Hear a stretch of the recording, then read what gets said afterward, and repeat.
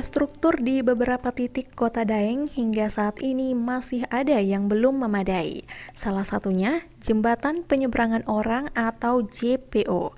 Diketahui JPO yang ada di beberapa titik di Kota Makassar, selain menjadi alternatif bagi pengguna jalan, juga berfungsi untuk memudahkan dan menjaga keselamatan pejalan kaki dari kendaraan yang lalu lalang di jalan besar. Infrastruktur yang belum memadai tersebut terlihat dari kondisinya yang saat ini sangat memprihatinkan. Misalnya, JPO yang ada di Jalan Perintis Kemerdekaan tampak banyak sampah berserakan dan bau yang sangat menyengat, serta banyaknya coretan menghiasi dinding dan atap JPO tersebut. Seharusnya kan ada ketertiban di sini, maksudnya kayak coret-coretannya kan harusnya ada kayak peraturan yang lebih tegas kayak gitu. Terus juga di sini kan kalau dilihat dari tangga dari bawah itu banyak sekali sampah-sampahnya kan. Harusnya ya adalah petugas atau dari masyarakat sendiri yang harus membersihkan kayak gitu.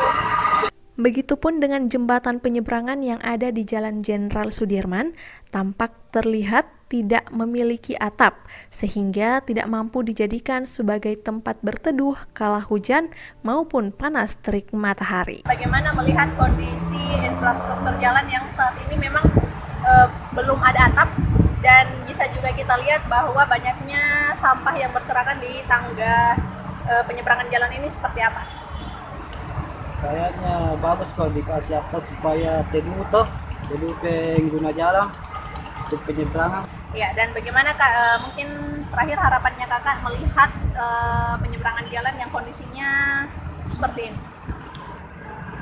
Menurut saya diperbaiki, dikasih atap supaya penyeberangan jalan